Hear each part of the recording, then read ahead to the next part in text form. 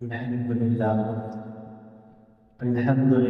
نحمده ونستعينه ونستغفره ونؤمن به ونتوكل عليه ونعوذ بالله من شرور انفسنا وسيئات اعمالنا من يهده الله فلا مضل له ومن يضلله فلا هادي له ونشهد ان لا اله الا الله وحده لا شريك له ونشهد أن سيدنا ومولانا محمدا عبده ورسوله الذي أرسل بالحق بشيرا ونذيرا وداعيا إلى الله بإذنه وسراجا منيرا أما بعد فأعوذ بالله من الشيطان الرجيم بسم الله الرحمن الرحيم إن الله وملائكته يصلون على النبي يا أيها الذين آمنوا صلوا عليه وسلموا تسليما اللهم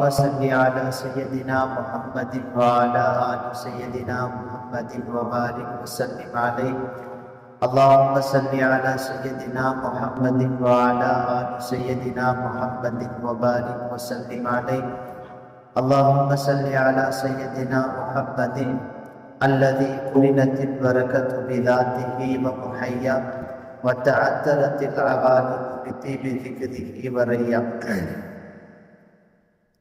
கண்ணியத்திற்கும் மிகுந்த மரியாதைக்கும் உரித்தான இஸ்லாமிய பெரியோர்களே, சகோதரர்களே, சிறார்களே, தாய்மார்களே, உங்கள் அனைவருக்கும் அஸ்ஸலாமு அலைக்கும் வரஹ்மத்துல்லாஹி வபரகாத்துஹு.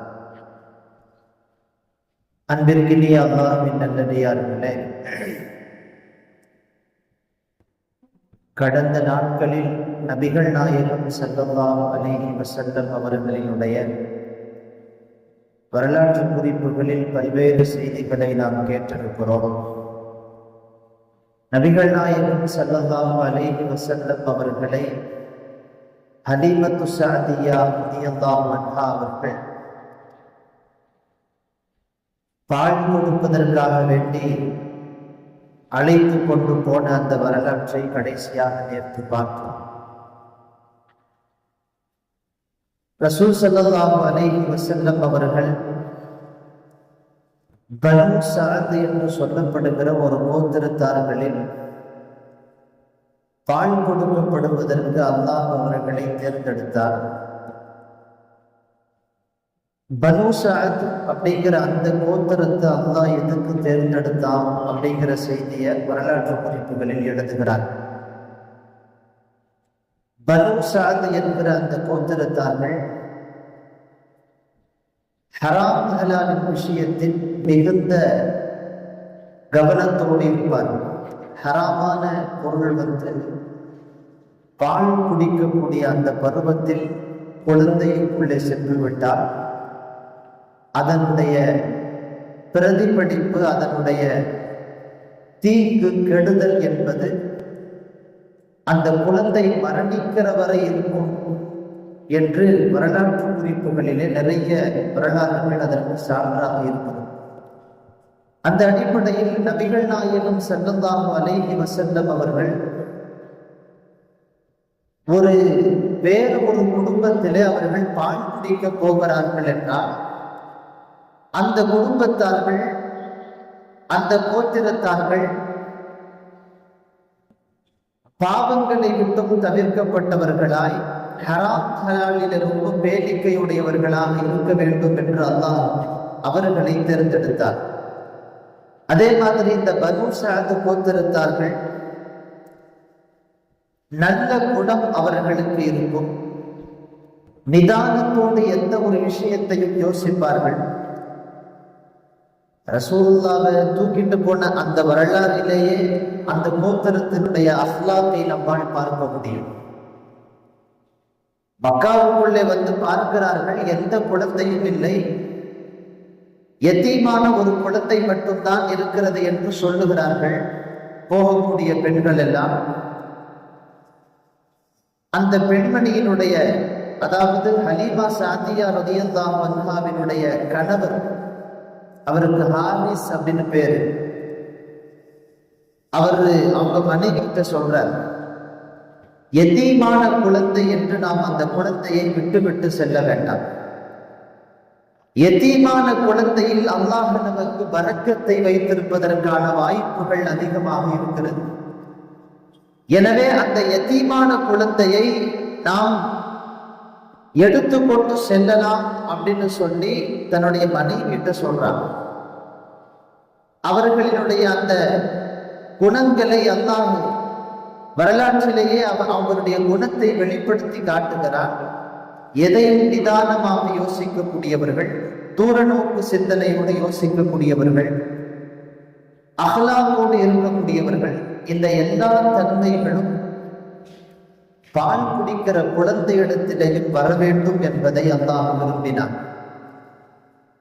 ஏன்னா பால் குடி பருவம் அப்படிங்கிறது குழந்தைகளுக்கு ரொம்ப முக்கியமான ஒரு பருவம்.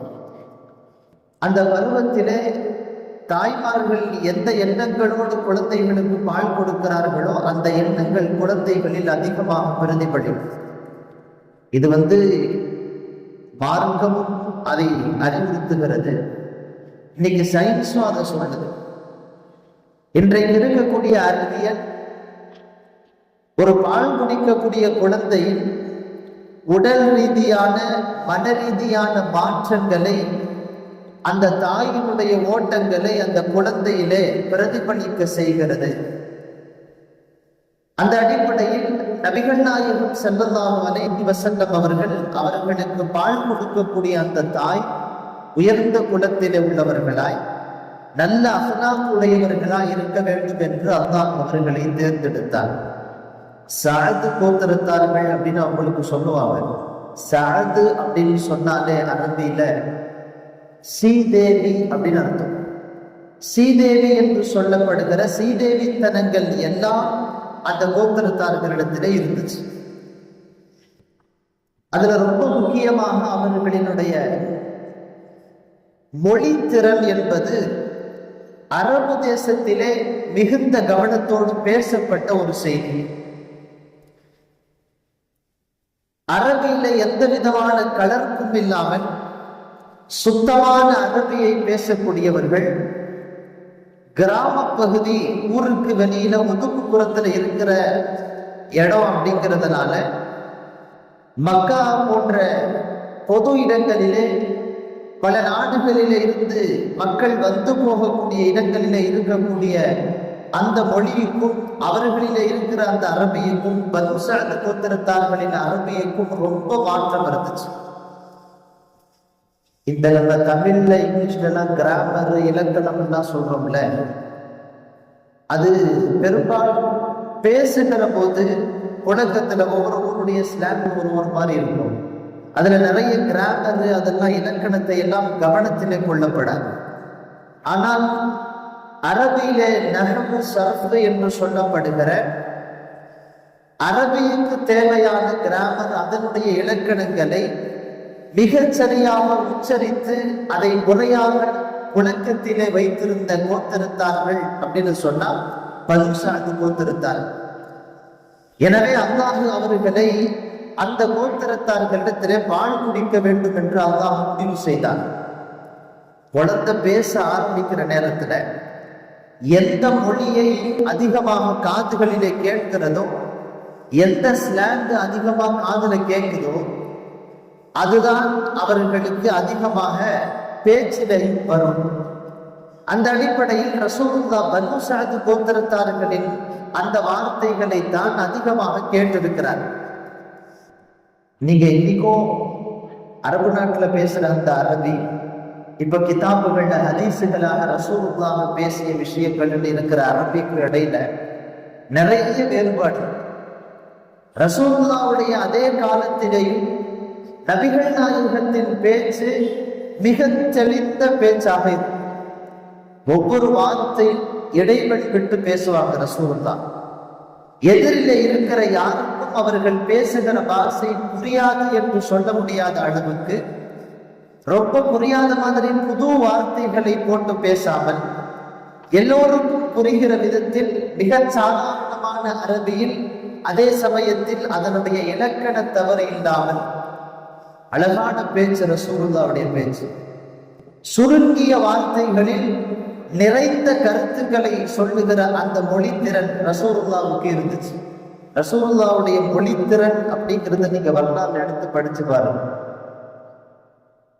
மிகுந்த மொழித்திறனை அல்லாஹ் அவர்களுக்கு கொடுத்திருந்தார். சஹாபாக்கள் ஆச்சரியத்தோட கேட்கவே செஞ்சாங்க ரசூலுல்லா, யார் ரசூலுல்லா, நீங்கள் யாரிடத்திலே போய் அரபியை எழுதுவதற்கோ படிப்பதற்கோ கற்றுக்கொள்ளவில்லை, ஆனால் உங்களுடைய மொழித்திறனை பார்க்கிற போது மிக அழகாக பேசுகிறீர்கள், உங்களுடைய மொழியை பார்க்கிற போது ஆச்சரியமாக இருக்கிறது எங்களுக்கு அப்படின்னு சொன்னப்ப ரசூலுல்லா சொன்னாங்க, நான் பனு சாது கோத்திரத்தார்கள்ட்ட பால் குடிச்சிருக்கேன்ல.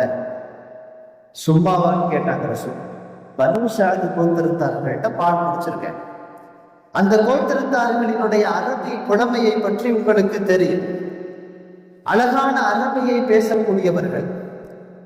அங்கே இருந்து எனக்கு கிடைத்ததுதான் இந்த மொழித்திறன் என்று ரசூல் ஸல்லல்லாஹு அலைஹி வஸல்லம் நுபுவத் கிடைக்கப்பட்டதற்கு பின்னால் சொன்ன அந்த ஹதீஸினுடைய வார்த்தைகள் கிதாபுகளில் இருக்கு.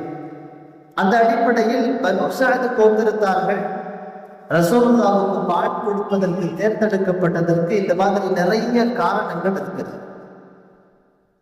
ரசூலுல்லாஹ் 2 வருஷம் பால் குடிச்சாங்க. 2 வருடம் என்பது பால்குடிக்கான கால அவகாசம். இஸ்லாம் அதை வலியுறுத்துகிறது.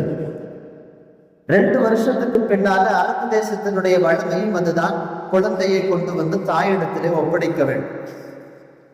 ஹலீமா சாதியா எல்லா பரக்கத்துகளையும் தங்களுடைய வீட்டிலே கொட்டி கொடுத்த நபிகள் நாயகத்தை திருப்பி கொண்டு போய் அவங்களுடைய தாயிட்ட கொடுக்கறதுக்கு அவங்களுக்கு மனசு இல்லை. ரசூலுல்லாஹை முஹம்மது என்கிற இந்த குழந்தையை பிரிவதற்கு அவர்களுக்கு மனம் இல்லை. இருந்தாலும் வழமைப்படி கொடுத்தாக வேண்டும், இது அவர்களின் சொந்த குழந்தை இல்லை, திருப்பி கொடுக்கறதுக்குன்னு குழந்தையை தூக்கிட்டு வர்றாங்க. வர்ற சமயத்துல ஹலீமா சாதியா ரலியல்லாஹு அன்ஹா அவர்களுக்கு சாதகமாக இங்கே ஒரு நிகழ்வு நடக்கிறது. காலரா அப்படிங்கிற ஒரு நோய். அந்த நோய் வந்துச்சுன்னா மரணம் மட்டும்தான் முடிவு. அதற்கான இப்ப நம்ம கொரோனாலாம் வந்துச்சுல அந்த மாதிரி கேன்சர் போன்ற நோய்கள் போன்ற ஒரு நோய் காலரா அப்படிங்கிற நோய். வயிற்றுப்போக்கு போய்கொண்டே இருக்கும். அதன் மூலமாக உடலிலே ஒரு பலகீனம் ஏற்பட்டு கடைசியில உயிர் பிரித்தது. இந்த காலரா என்கிற நோய் மக்காவிலே பரவி கொண்டிருக்கிற நேரம் அது பல உயிர்களை மக்கா பலி கொடுத்து கொண்டிருக்கிறது. இந்த நேரத்துல ஹலீமா சாதியா குழந்தைய தூக்கிட்டு வர்றா. ஆமினா அம்மாவுக்கு தன்னுடைய குழந்தைய பார்க்கணுங்கிற ஆசை இருந்துச்சு. இருந்தாலும் தன்னுடைய குழந்தையின் உயிரை பாதுகாக்க வேண்டிய அவசியம் இருக்கிறது. ரசூல் ஸல்லல்லாஹு அலைஹி வஸல்லம் அவர்களை மீண்டும் நீங்கள் அழைத்து கொண்டு சென்று விடுங்கள், இன்னும் ஒரு 2 வருஷம் நீங்க வச்சுட்டு அதுக்கு பிறகு கொண்டு வந்து குழந்தைய என்கிட்ட கொடுத்தா போதும்னு சொல்லி, அதுவரை அரபு தேசத்திலே அப்படி ஒரு வளமையே இல்லை. நபிகள் நாயகம் ஸல்லல்லாஹு அலைஹி வஸல்லம் அவர்களை ஹலீமா சாதியா 4 வருஷம் அவங்களோட வச்சிருந்தாங்க. இன்னும் 2 வருஷம் கூட இருந்தாங்க. அந்த 2 வருஷத்தில் நபிகள் நாயகம் ஸல்லல்லாஹு அலைஹி வஸல்லம் அவர்களுக்கு நிறைய நிகழ்வுகள் நடக்கிறது. ஹலீமா சாதியா ஒரு தடவை ரசூல் ஸல்லல்லாஹு அலைஹி வஸல்லம் பஜாருக்கு கூப்பிட்டு போறாங்க. அன்னைக்கு அரபு தேசத்துல பெரிய பஜார், சந்தைன்னு சொல்றோம்ல, வாரத்துல ஒரு நாள் சந்தை போடுவாங்க, அந்த மாதிரி பெரிய பஜார் அப்படின்னு சொன்னா அரபு தீபு கர்ப்பத்திலேயே மிகப்பெரிய பஜார் அப்படின்னா சூக்கே உக்காவ் அப்படின்னு ஒரு பஜார். அது வருஷத்துல ஒரு தடவை தான். இன்னைக்கு உம்ராவுக்கு போனவர்களுக்கெல்லாம் தெரியும், தாயிஃப்ல இருந்து ஒரு 40 கிலோமீட்டர் தூரத்துல அந்த சூக்கே உக்காவ் அப்படிங்கிற இடம். அன்னைக்கு அங்க சந்தை நடைபெறும். இப்போது அங்கே கட்டிடங்கள் வந்துவிட்டது.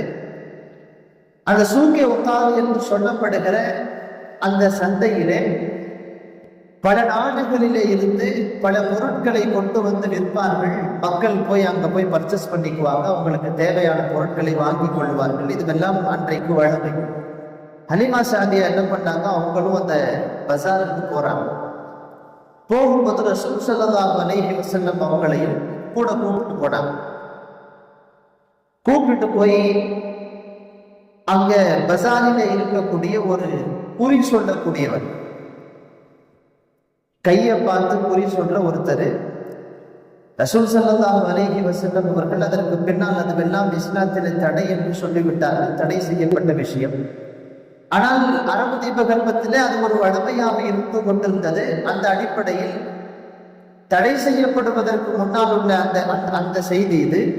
ரசூலுல்லாவை ஒரு குறி சொல்றவர்கிட்ட கூட்டு போய் ஹலீமா சாதியா கையை பார்த்து கைரேகை வச்சு குறி சொல்றாங்க. அந்த குறி சொல்றவன் ஒரு யூதன். அவன் ரசூலுல்லாஹினுடைய கையை பிடிக்கிறான். பிடித்து நபிகள் நாயகம் ஸல்லல்லாஹு அலைஹி வஸல்லமினுடைய கையை பிடித்து பார்க்கிறான். ரசூலுல்லாஹினுடைய முகத்தை பார்க்கிறான். வேறு சில அறிவிப்புகளில் கையை பிடித்து பார்த்த அந்த யூதன் நபிகள் நாயகம் ஸல்லல்லாஹு அலைஹி வஸல்லமினுடைய முதுகு பகுதியை திறந்து பார்த்தான். ரசூலுல்லாஹ்வுடைய மேலாடையை கலட்டி இடது புறத்திலே ஒரு நுபுவத்தினுடைய முத்திரை கொண்டு ரசூலுல்லாஹ்வுடைய முதுகுல இருந்துச்சு. ஒரு சில அறிவிப்புகளின்படி அது பிறக்கிற போதே இருந்தது. வேறு சில அறிவிப்புகளின்படி பால்குடி பருவத்திலே அது வளர்ந்து வந்தது அப்படின்னு வருது. ஆனா ரசூலுல்லாஹ்வுடைய சின்ன குழந்தையில இருந்து அவர்களின் சிறுபிராயத்தில இருந்து நுபுவத்தினுடைய முத்திரை, அதாவது ரசூலுல்லாஹோடு நபித்துவம் முடிந்து விட்டது என்பதற்கான நபித்துவ முத்திரை நபிகள் நாயகத்தின் முதுகிலே குத்தப்பட்டிருந்தது. அதிலே உற்று பார்க்கிற போது லேசா முஹம்மத் என்கிற வார்த்தை தெரிவதை போன்று இருக்கும் என்று பார்த்த சஹாபாக்கள் சொல்லுகிறார். ரசூலுல்லாஹ்வுடைய அந்த நபித்துவ முத்திரையை திறந்து பார்த்துவிட்டு சப்தமிட்டு அந்த சந்தையிலே அந்த யூதன் சொன்னான், உக்துலு ஹாதல் குலாம் ஃபஇன்ன லஹு மலகுகா. நாம் எந்த சிறுவனை தேடிக்கொண்டிருந்தோமோ அந்த சிறுவன் இவன்தான். இவனால் தான் நம்முடைய ஆட்சி அதிகாரம் எல்லாம் பறிபோக போகிறது, இவனை கொல்லுங்கள் அப்படின்னு கத்துனான். பக்கத்துல ஒரு நசரானி, அன்றைய கிறிஸ்துவர் ஒருத்தர் இருந்தார். அவரு ஹலீமா சாதியா ரலியல்லாஹு அன்ஹாட்ட வேகமா சொன்னாரு, இந்த குழந்தைய சீக்கிரமா கூப்பிட்டு போயிருங்க.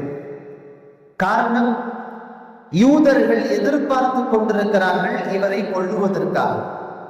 இப்படி ஒரு குழந்தை பிறக்கும், அந்த குழந்தைய பிறந்த உடனே கொன்றணும் அப்படிங்கிற முடிவுல யூதர்கள் இவர்களை எதிர்பார்த்து கொண்டிருக்கிறார்கள் என்று ஒரு நசரானி அவர்களை வேகமாக அழைத்து கொண்டு செல்ல சொன்னார். ஹலீமா சாதியா குழந்தை அப்படியே வாரி அணைத்து கொண்டு வேகமாக சந்தையில இருந்து ஓடி போய் அந்த குழந்தையை பாதுகாத்தாங்க வரலாற்று வருது. ரசூல் ஸல்லல்லாஹு அலைஹி வஸல்லம் அவர்களினுடைய பிறப்பை ஒரு சமூகம் எதிர்பார்த்து கொண்டிருக்கிறது. வந்த உடனே அவங்களுக்கு உதவி செய்யணும்னு ஒரு சமூகம் எதிர்பார்த்து, இன்னொரு சமூகம் அவர்களை கொலை செய்வதற்கு கங்கணம் கட்டி கொண்டிருக்கிறது என்பது அவர்களின் வரலாற்றிலே பார்க்கிறோம். ரசூல் ஸல்லல்லாஹு அலைஹி வஸல்லம் அவர்களை ஹலீமா சாதியா அதுக்கு பின்னால ரொம்ப பாதுகாப்பா வச்சிருந்தாங்க, வெளியில எங்கேயும் அனுப்ப மாட்டாங்க. ஆனால் அவர்களோடு இருந்த சிறிய பிள்ளைகளோடு சேர்ந்து ரசூல் ஸல்லல்லாஹு அலைஹி வஸல்லம் அன்னைக்கு கிராமங்கள் எல்லாம் வயல்வெளிகள்ல ஆடுகளை மேய்ப்பார். அப்படி ரசூலுல்லாஹ் ஹலீமா சாதியா ரலியல்லாஹு அன்ஹாவுடைய வீட்டில வளரக்கூடிய ஒரு சில குழந்தைகளோடு சேர்ந்து அவங்களும் போய் ஆடு மேய்க்கிறதுக்கு போறாங்க. ரசூல் ஸல்லல்லாஹு அலைஹி வஸல்லம் அவர்கள் சிறு வயசுலேயும் ஆடு மேய்ச்சிருக்கிறாங்க. அவங்களுடைய வாலிபத்திலேயும் ஒரு தடவை ஆடு மேய்த்ததாக வரலாற்று குறிப்புகளில் வருகிறது. ஹதீஸ்ல ரசூலுல்லாஹே சொல்றாங்க, மாமின் நபியின் இல்லா ரஅல் கனம், எந்த ஒரு நபியும் இந்த உலகத்தில் ஆடு மேய்க்காமல் அவர்கள் நபியாக வரவில்லை. இப்ராஹிம் அலைஹிஸ்ஸலாமுடைய வரலாறுல வருது, அவங்க ஆடு மேய்ச்சிருக்கிறாங்க. மூசா அலைஹிஸ்ஸலாமுடைய வரலாறுல வருது. மூசா அலைஹிஸ்ஸலாம் அவங்களுடைய அசா இருக்குதுல்ல, அந்த அசாவை பத்தி அல்லாஹ்ட்ட மூசா அலைஹிஸ்ஸலாம் நேரடியா பேசுவாங்கல்ல, பேசுற அந்த இது அவங்களுக்கு அல்லாஹ் கொடுத்துருக்கான். கலீமுல்லான்னு அவங்களுக்கு பட்ட பேர். அல்லாஹ்வோட பேசும்போது அல்லாஹ் அவங்கள்ட்ட நிறைய செய்திகளை பேசுவான். தஃசீருடைய கிதாபுகள்ல நிறைய வருது. ஆயத்துகளிலேயும் அல்லாஹ் ஹஜ்ரத் மூசா அலைஹிஸ்ஸலாம் அல்லாஹ்வோட பேசின பல செய்திகளை சொல்லுகிறான். அதுல ஒரு செய்தி, உங்க கையில இருக்கிற அசா இருக்குதுல்ல, அதை வச்சு நீங்க என்ன பண்ணுவீங்க அப்படின்னு மூசா அலைஹிஸ்ஸலாம்ட்ட அல்லாஹ் கேட்கிறான். அப்ப ஹஜ்ரத் மூசா அலைஹிஸ்ஸலாம் அந்த அசாவை வச்சு என்னென்னலாம் பண்ணுவேன்னு அல்லாஹ்ட்ட நிறைய செய்திகளை சொல்லிட்டே வரும்போது ஒரு செய்தி சொல்றான். ஆடுக்கு உயரத்தில இருக்கிற இலைகளை சாப்பிட வேண்டும் என்று ஆடு நினைக்கிற போது அந்த இலையை என்னுடைய கையில இருக்கிற இந்த அசாவால நான் இழுத்து அந்த ஆடுக்கு சாப்பிட கொடுப்பேன். குர்ஆன்ல இந்த செய்தியை அல்லாஹ் சொல்றான். ஆடுகளை மேய்த்தார்கள் என்கிற அந்த செய்தியோடு ஹஜ்ரத் மூசா அலைஹிஸ்ஸலாமினுடைய அசாவை வச்சு அவங்களுடைய ஆட்டுக்கு தீனி கொடுப்பாங்க அப்படிங்கிற செய்தி அல்லாஹ் குர்ஆன்ல சொல்றான். அந்த அடிப்படையில் எல்லா நபிமார்களும் இந்த உலகத்திலே ஆடு மேய்த்திருக்கிறார். ஈசா அலைஹிஸ்ஸலாமும் ஆடு மேய்ச்சிருக்கிறார். ரசூல் ஸல்லல்லாஹு அலைஹி வஸல்லம் அவர்களுக்கும் அல்லாஹ் ஆடு மேய்க்கக்கூடிய அந்த வாய்ப்பை தருகிறான் சிறுபிராயருக்கு. ஏன்னா பொதுவா ஆடு, மாடு, ஒட்டகம் இதெல்லாம் மேய்க்கணும், அதுலயும் ஆடு மேய்க்கணும் அப்படின்னு சொன்னா ரொம்ப பொறுமை வேணும்.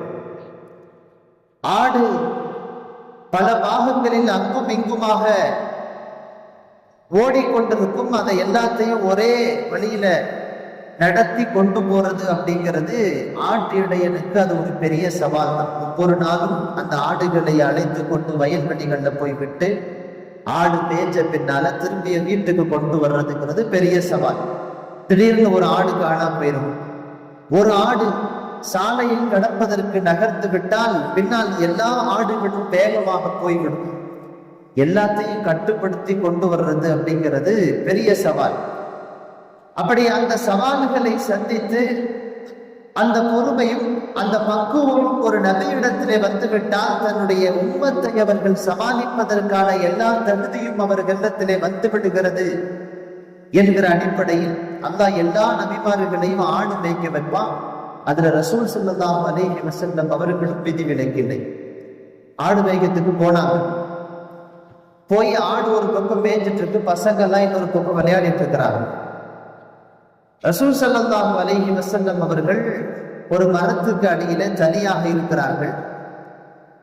அப்பதான் நாம வரலாறுல பிரபல்யமாக கேள்விப்படுகிற நபிகள் நாயகம் ஸல்லல்லாஹு அலைஹி வஸல்லத்தினுடைய நெஞ்சியை பிளந்து அவர்களினுடைய மார்பகத்திலே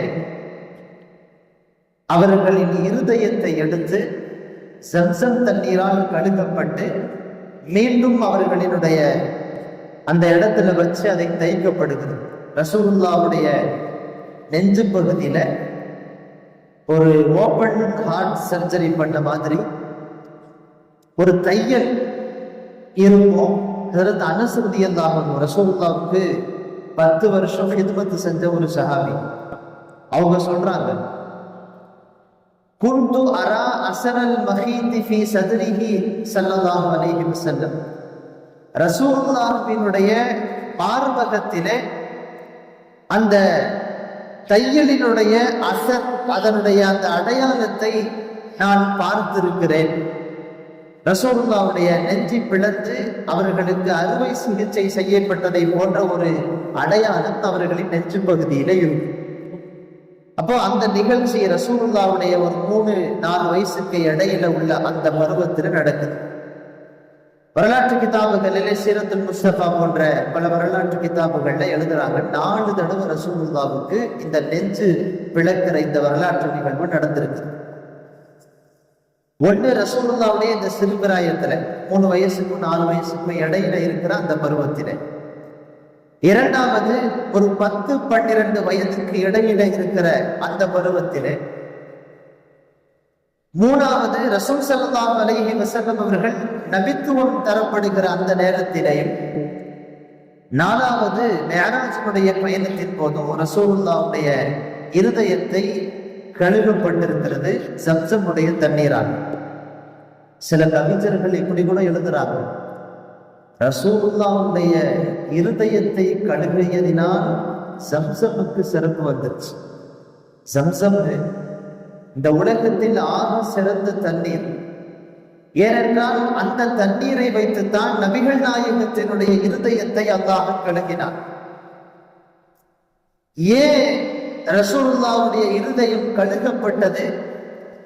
அதுவும் அந்த குறிப்பிட்ட சில 4 நேரங்களில் கழுகப்பட்டதற்கான காரணம் என்ன? இதையெல்லாம் வரலாற்று கிதாபுகள் அதனுடைய நுணுக்கங்களை, அதன் தத்துவங்களை கிதாபுகள் பதிவு செய்கிறாங்க. முதல் செய்தி, இருதயம் கழுவப்படுவதற்கான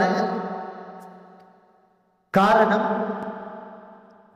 பாவத்தை விட்டும் அந்த இருதயத்தை பரிசுத்தப்படுத்த வேண்டும். பொதுவாக பாவம் அப்படிங்கிறது சூட்டு தன்மை உள்ளது. பாவத்தை அழிப்பதற்கு குளிர்ச்சி வேணும் அப்படிங்கிறது ஹதீஸுடைய பல வார்த்தைகளில இருந்து நாம் பார்ப்போம். அல்லாஹ் குர்ஆன்ல கூட ஒரு ஆயத்துல சொல்றான், இந்த யதீம்களுடைய பொருளை சாப்பிடுறவங்க இன்னமா யதுகுன ஃபீ புதூனிஹிம் நாரா, ஹராம சாப்பிடுறவங்க அவர்கள் நெருப்பை சாப்பிடுகிறார். ஹராமை அல்லாஹ் நெருப்பு அப்படின்னு சொல்றான். அப்படின்னா என்ன அர்த்தம்? ஹராமான விஷயங்கள், பாவங்கள் இதுவெல்லாம் சூட்டுத்தன்மை உடையது. ஏன்னா பாவம் அப்படிங்கிறது ஷைத்தானால ஏற்படுற விஷயம் தானே. ஷைத்தான் நெருப்பால் படைக்கப்பட்டதால் அந்த பாவத்திற்கு சூட்டுத்தன்மை என்பது இருக்கிறது. ரசூல் ஸல்லல்லாஹு அலைஹி வஸல்லம் ஹதீஸ்ல சொல்றாங்க, அபூ தாவூதுல ஒரு ஹதீஸ் வருது, இன்னல் கலப மினஷ் ஷைத்தான், கோபம் இருக்கிறதே அது ஷைத்தான் இடமிருந்து வரக்கூடிய விஷயம். குலிக மினன் நார், ஷைத்தான் நெருப்பினால் படைக்கப்பட்டிருக்கிறான். வ இன்னமா யுத்ஃபிஉ அன்-நார் பில் மா, நெருப்பு என்பது அதை அணைக்கப்படுவதெல்லாம் தண்ணீரால் தான். ஃபஇதா வலிப அஹதுக்கும் ஃபல்யதவல்லா, எனவே உங்களில் யாருக்காவது கோபம் வந்தால் நீங்கள் ஒது செய்து கொள்ளுங்கள்.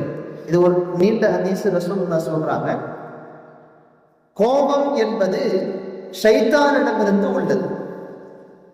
ஷைத்தான் நெருப்பால் படைக்கப்பட்டவன். நெருப்பு என்பது தண்ணீரால் அதை அணைக்கப்படும். எனவே உங்களில் யாருக்காவது கோபம் வந்தால் தண்ணீரை கொண்டு நீங்கள் ஒது செய்து கொள்ளுங்கள். அபூ தாவூதுல இந்த ஹதீஸ் வரும். ஹதீஸ்ல இன்னொரு சில ஹதீஸ்கள்ல ரசூல் ஸல்லல்லாஹு அலைஹி வஸல்லம் இப்படி துஆ செய்றாங்க, அல்லாஹும்ம வஸில் ஹதாயானா பிமாஇஸ் ஸல்ஜி வல் பர்த், யா அல்லாஹ் எங்களுடைய பாவங்களை குளிர்ந்த தண்ணீரால் கழுகிவிடு. இப்ப இந்த ஹதீஸ்னா சொல்ற செய்தி என்ன? பாவம் என்பது சூட்டுத்தன்மை உடையது. பாவம் செய்கிற போது உள்ளத்திலே ஒரு கருப்புள்ளி ஏற்படுகிறது. அந்த கருப்புள்ளி உள்ளத்தை பாதிக்கிறது. ஒரு மனிதன் பாவம் செய்ய செய்ய செய்ய அவனுடைய உள்ளத்திலே ஏற்படக்கூடிய அந்த கருப்புள்ளி நாளடைவில் அவனுடைய உள்ளத்தையே கரித்து விடுகிறது, கருப்பா மாறிடுது. கசாவட்டம் கல்புன்னு சொல்லுவாங்க, இதுக்கு பேர் அரபியில. உள்ளம் கருமையாக மாறிவிடும் பாவம் செய்து கொண்டே இருக்கிற போது. அப்ப ரசூல் ஸல்லல்லாஹு அலைஹி வஸல்லம் அவர்களினுடைய உள்ளத்தை அந்த பாவத்தினுடைய வாசனை கூட, அதனுடைய அந்த புகை கூட ரசூலுல்லாஹ்வுடைய உள்ளத்திலே வரக்கூடாது என்கிற அடிப்படையில் ரசூல் ஸல்லல்லாஹு அலைஹி வஸல்லம் சிறிய பிராயத்திலே ஒரு தடவை அவர்களின் உள்ளத்தை கழுவப்படுகிறது.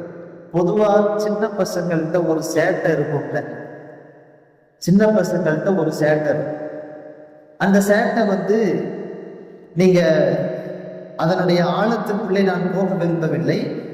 சரியாக சொல்ல வேண்டும் என்றால் ஷைத்தானினுடைய சிறுமிசன் தான். உப்பு சிபியான்னு ஒரு ஷைத்தான். அந்த ஷைத்தான் குழந்தைகளை சேட்டை செய்ய வைத்துக் கொண்டே இருக்கும் என்பது அந்த துறையில இருக்கக்கூடியவர்கள் சொல்லக்கூடிய செய்தி. அந்த அடிப்படையில் குழந்தைகளை அவர்களின் சேட்டைக்கு தூண்டக்கூடிய ஷைத்தானினுடைய ஒரு சில சிலுமிசங்கள் இருக்கிறது. அந்த சிலுமிசத்துல இருந்து ரசூல் ஸல்லல்லாஹு அலைஹி வஸல்லம் அவர்கள் பாதுகாக்கப்பட வேண்டும். ரசூலுல்லாஹ்வுடைய வரலாறுல நீங்க பாருங்க, மற்ற எல்லா குழந்தைகளை விட இவர்கள் தனியாக தெரிவார்கள். அதிகமா சேட்டை செய்ய மாட்டாங்க, அடக்கத்தோடு இருப்பார். சின்ன வயசுலேயே பெரியவங்களுக்கு முன்னால மரியாதை, யாரிடத்துல எப்படி பேச வேண்டும் என்கிற பக்குவம் எல்லாம் ரசூலுல்லாஹ்வுக்கு சின்ன வயசுலயே இருந்துச்சு. யாரும் சொல்லி எல்லாம் கொடுக்கல. இப்ப நம்ம பசங்களுக்கு நாம 1க்கு 10 தடவை பெரியவங்கள்ட்ட மரியாதையா பேசு, வர்றவங்கள்ட்ட சலாம் சொல்லு, யார்கிட்ட எப்படி இருக்கணும், பெரியவங்களுக்கு முன்னாடி எப்படி உட்காரணும், எப்படி பேச, எல்லாம் அவங்களுக்கு நம்ம எத்தனை தடவை சொல்லி கொடுத்தாலும் திருப்பி சொல்லி கொடுக்குற மாதிரி. குழந்தைகளினுடைய தன்மை அப்படித்தான், அவர்கள் அப்படித்தான் இருப்பார்கள். அவர்களை பக்குவப்படுத்தி எடுக்க வேண்டியது நம்முடைய கடமை. ஆனா ரசூலுல்லாஹ்வுக்கு அந்த தேவையே இல்லை. ரசூல் ஸல்லல்லாஹு அலைஹி வஸல்லம் அவர்களினுடைய அந்த சிறிய பிராயத்திலே மிக அழகானதொரு தன்மையோடு நல்ல குணத்தோடு அவர்கள் எல்லோரும் பழகுவார்கள் அப்படிங்கிறத அவங்களுடைய வரலாறு பார்க்கிறோம். அப்போ சின்ன குழந்தையில அவங்களுடைய அந்த இருதயத்தை கழுகப்பட்டதற்கான காரணம் வரலாறுல எழுதுறாங்க. அவங்களுடைய சிறுபிராய சிறுமிசங்களில இருந்து பாதுகாக்கப்பட வேண்டும்.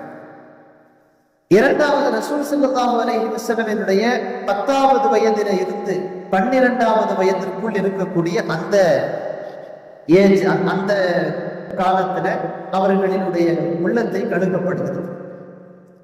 பொதுவாக 12-13 வயது அப்படிங்கிறது நம்ம இங்கிலீஷ்ல டீன் ஏஜ்னு சொல்றோம்ல, 13ல இருந்து இருக்கக்கூடிய அந்த வயது. அந்த வயதில்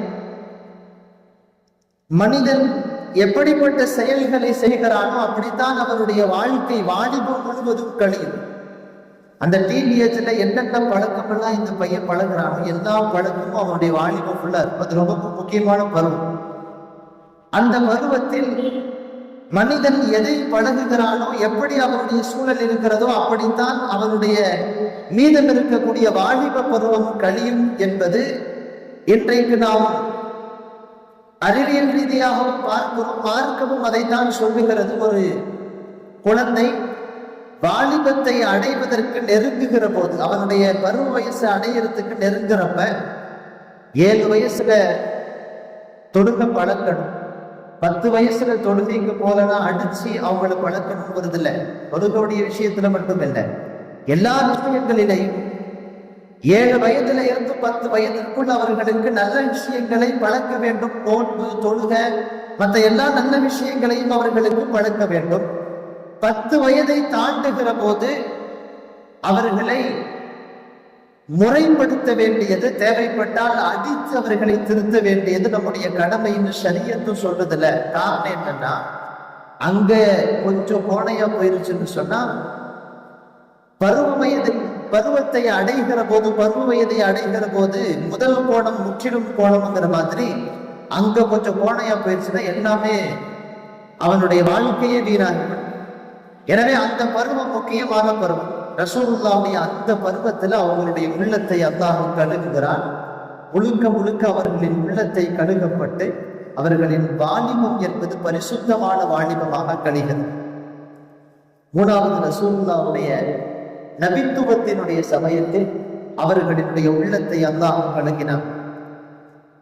நபித்துவம் என்று சொல்லப்படுகிற அந்த நபியுடைய பட்டம் கிடைக்கிற அந்த நேரத்துல ஒரு பக்குவ நிலை என்பது வேண்டும். சமுதாயத்துக்கு இடையில பொதுவெளியில நிறைய செய்திகளை அவர்கள் பேச வேண்டி இருக்கிறது. ஒரு மாற்றம் வேணும். அல்லாஹ் அவங்களுக்கு அந்த இடத்துலயும் அவங்களுடைய உள்ளத்தை கழுகினாங்க. மேராஜுடைய அந்த சந்தர்ப்பத்துல சொல்லவே தேவையில்லை.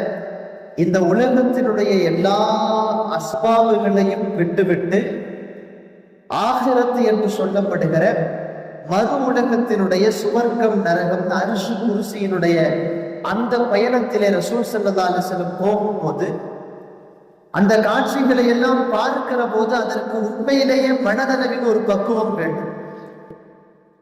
நம்மளுடைய கண்ணு காது, இதுக்கெல்லாம் ஒரு குறிப்பிட்ட பவர் இருக்குது. ஒரு விஷயத்தை பார்த்து அதை கேட்ச் பண்றதுக்கு, அதை உள்வாங்கி கொள்ளுவதற்கு ஒரு எல்லை இருக்கிறது, ஒரு குறிப்பிட்ட எல்லைக்குள்ளதான். இந்த உலகத்துல இருக்கிற நம்மளுடைய கண்ணு காது இதெல்லாம் வச்சு நாம மறுமையில இருக்கிற சொர்க்கத்தை நரகத்தை பார்க்கவே முடியாது. பார்க்கிற சக்தியை இந்த கண்ணுக்கு இல்லைன்னு வைக்கல.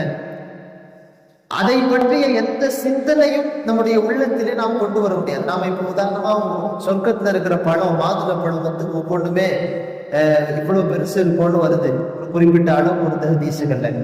நாம ஒரு சிந்தனை வைத்திருந்தால் நம்முடைய சிந்தனைக்கும் அப்பாற்பட்டுதான் சுவர்க்கத்தினுடைய காட்சி, நரகத்தினுடைய காட்சி.